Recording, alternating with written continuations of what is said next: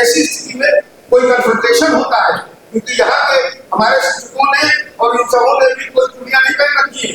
वो 20-50 से तो हम लोग गवा के कुछ भी करते, इसमें जो law and order situation create होगी, इसका जिम्मेदार कौन होगा?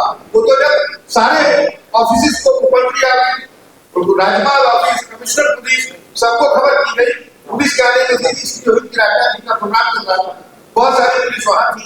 लेकिन अगर इस तरह की चीज होगी तो ये कैसे उचित है? और इसको मीडिया को दमदारी से उठाने के लिए ये आज हुआ है, बहुत शर्मनाक है, बहुत शर्मनाक है। हम लोग इसकी निंदा करते हैं। यहाँ पे सारे एसोसिएशन के मेंबर हैं, वो भी अपनी बात रखेंगे, लेकिन हम लोग इसमें फायदा दिखाएंगे और इसके बाद जरूरत होगी तो कल हम लोग इस बात डालेंगे कि देखिए अपनी प्रशासन में के अंदर घुसकर दिन में अगर इस तरह की कार्रवाई होगी तो डॉक्टर्स काम नहीं कर पाएंगे और हम लोग काम रोकने में भी विचार करेंगे और इसकी सारी जिम्मेदारी इस तरह के लोगों की और प्रशासन की होगी। धन्यवाद।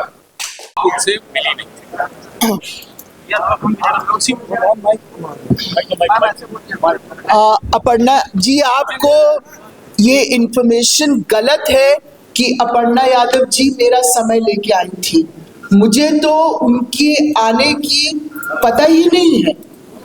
मैम उनकी तरफ से कहा 2 घंटे गेट पर रुका गया। मुझे नहीं मालूम था कि वो यहाँ आएंगी और यहाँ प्रेस कॉन्फ्रेंस चलेगी। आप जानते हैं, आप लोग ने प्रेस कॉन्फ्रेंस में पूछा मुझसे, लेकिन आपने कल से एक मैसेज आया था, ये फ्लोट कर रहा था चारों तरफ अपर्णा का कि केजीएमयू कैंपस में होगा, शायद सबके पास। मैम उनकी तरफ से जो है स्टेटमेंट दिया गया था, वो ये दिया गया था कि मैं महिला आयोग की उपाध्यक्ष हूँ, क्या मैं आऊंगी तो मुझे बताना पड़ेगा। ये तो विरोधाभासी बात हो गई ना। एक तरफ तो कह रही है मैं नोटिस दे के आई हूँ, दूसरी तरफ कह रही है कि मुझे आने के बताना नहीं पड़ेगा। तीसरी बात, आप लोग यहाँ पे मौजूद थे, 12:30 बजे प्रेस कॉन्फ्रेंस हुई और 1 बजे वो आ गई और 1:30-2 बजे तक तांडव शुरू कर दिया। तो 2 घंटे उन्होंने कहाँ वेट किया? आप लोग तो वही थे सामने। तांडव वो कह रही है कि 10 मिनट 15 मिनट तक मैं जब दरवाजे पे खड़ी थी तो अंदर से ये मैसेज करवाया गया कि मैं तो उनको रिसीव करने के लिए आ रही थी, लेकिन हंगामा हो गया। तो इस बात की उनको पहले से ही जानकारी थी कि महिला आयोग की उपाध्यक्ष अपर्णा यादव यहाँ आ रही है। तो इस बात को कैसे वो डिनाई कर रहा है केजीएमयू प्रशासन कि उनको नहीं पता था कि अपर्णा? हमारे पास कोई ऑफिशियल कम्युनिकेशन नहीं है। अगर कोई पत्र उन्होंने जारी किया हो केजीएमयू का तो आप उनसे ले लीजिए। अपने पीसी में आरोप लगाया। पीसी तो देखिए, पीसी तो तांडव होने के बाद हुआ है, उसका बचाव करने के लिए सब किया गया है कि जो किया गया है उस पे लीपापोती और जस्टिफाई करने के लिए उन्होंने किया है। आप सब लोग वहां पे मौजूद थे, 1 मिनट भी वो गेट पे नहीं रुकी है। हमारे एडिशनल प्रॉक्टर वहां खड़े थे कि वो आए तो उनको लेके अंदर आए, लेकिन जब एक गेट से घुसी तो उनके साथ 50 लोग घुस गए। उसके बाद वो 50 लोग वीसी के ऑफिस के अंदर घुस गए। आप ये क्या बताइए, उसके बाद वीसी को वहां बैठाना उचित था?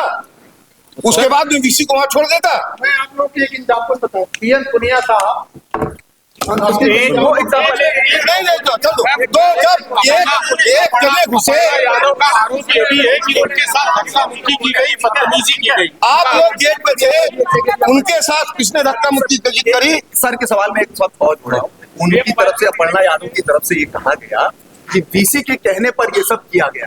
क्या अंदर से मना करवाया गया? मुझे केवल इतना कहना है कि हमारे मीडिया बंधु जो अभी यहाँ पे हैं, बहुत सारे लोग उस वक्त लॉन में थे। तो अगर आपको मेरी बात का भरोसा नहीं है तो अपने साथियों की बातों से पूछिए कि वो जब आई है गेट पे, उसके पहले 200 लोग आ चुके थे। उन्होंने चिल्लाना, नारे लगाना शुरू कर दिया था। एडिशनल प्रॉक्टर गए, उन्होंने कहा 2-3 लोग आ जाएं, उन्होंने कहा नहीं। फिर दरवाजा खोला गया, जिसमें वो घुसी, उनके साथ 25 लोग घुस गए। फिर उसके बाद वीसी के चैम्बर में घुस गए। तब मजबूरी में वीसी को बचाने के लिए हम लोग वहां से लेके अंदर निकले। सर, उन्होंने एक आरोप और लगाया, जो विशाखा कमेटी बनी है उसमें 2 प्रोफेसर ऐसे हैं जिन पर पहले से ही छेड़खानी और इस तरीके के आरोप लगे, प्रॉक्टर और एक प्रोफेसर। विशाखा कमेटी बनी 22 तारीख को और आरोप को आज लगा रही जब कमेटी पूरी हो गई। दूसरी बात आपको पता होगा, विशाखा एक्ट ऑफ पार्लियामेंट से बनी है, जिसकी संरचना पहले से डिसाइडेड है, और वो विशाखा कमेटी 2 साल पहले बनी है, 3 साल पहले बनी है। इस वाइस चांसलर इस घटना में नहीं बनाई गई है। सर, विशाखा कमेटी में सवाल उठने पीड़िता ने 4 से 5 लोगों की, तो आपने बताया कि वो पहले करना ही नहीं चाहते थे। उसके बाद 2 दिन तो उन्होंने उसको दबा के रखा, है ना। उसके बाद वो हमारे पास आई और जिस दिन हमारे पास चिट्ठी आई है उस दिन से हमने शुरू कर दिया था। ऐसा बिल्कुल भी नहीं। And regarding the Vishakha committee, It is absolutely a clear committee and there is no person in that. जैसे आप कहते हैं, there are 5 females and 1 proctor and 1 intellect. Ma'am उनकी तरफ से मैम कैंपस में कुछ लोग से चर्चा करते हुए आइए सुनिए, वो 4 घटनाएं अगर उनकी जानकारी में है, वो एक कॉन्स्टिट्यूशनल पोस्ट में है, तो किसी का नाम उन्होंने बताया आज तक? किसी का नाम उन्होंने मीडिया में साझा किया?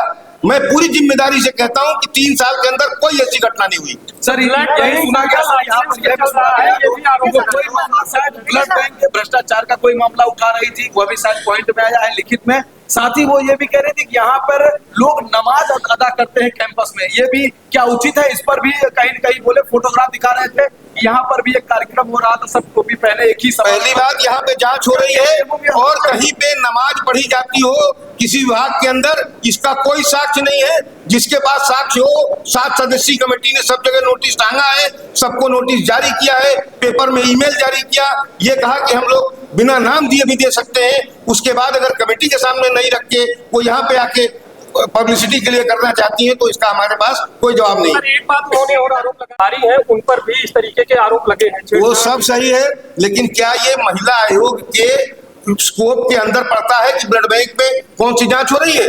आज वो ये पैथोलॉजी की घटना पे महिला आयोग की तरफ से आई थी या केजीएमयू में किसी और प्रकरण पे आई थी? उन्होंने केजीएमयू से रिलेटेड कई चीजें, चारों तो वो उनको मुख्यमंत्री को लिखना चाहिए, उनको जांच कटवा देनी चाहिए शासन से, वो सरकार में है। सर एक सवाल है, ऐसा कमेटी ने रिपोर्ट दी है डॉक्टर रवीश के बाद, कमेटी ने रिपोर्ट दी के आधार पर बर्खास्त हो गई, इसका मतलब वो उसको बचाना चाहती है।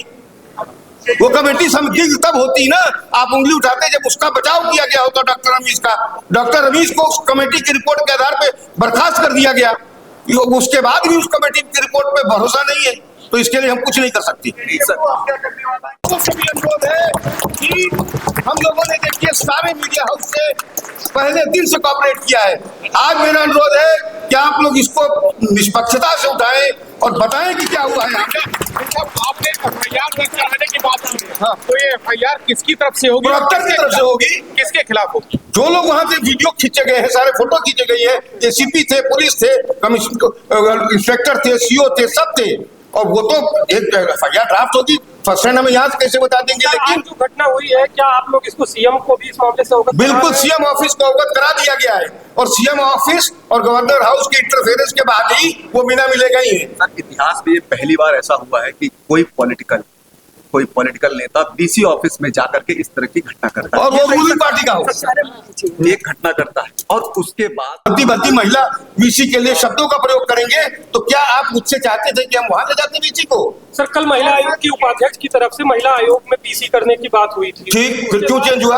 उसकी सूचना क्या आप लोग को थी? उसकी हमारे यहाँ वो डोमेन नहीं है, हम सारे प्रदेश में जितनी प्रेस कॉन्फ्रेंस होती है उसको फॉलो नहीं करते, लेकिन हम लोगों को अपृष्ट जानकारी थी कि वो महिला आयोग में करेंगी, तो यहाँ क्यों करने आई ये तो आप पूछिए ना।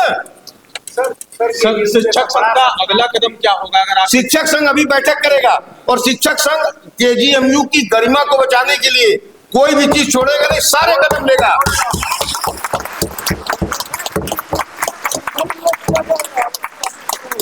अगर हमारा शिक्षक असुरक्षित हो जाता। राजनीति हो या क्रिकेट, देश विदेश की ब्रेकिंग हो या आपके मोहल्ले की बड़ी खबर, सब मिलेगा एक ही ऐप में, सबसे तेज और भरोसेमंद। अभी डाउनलोड करें दैनिक भास्कर डिजिटल।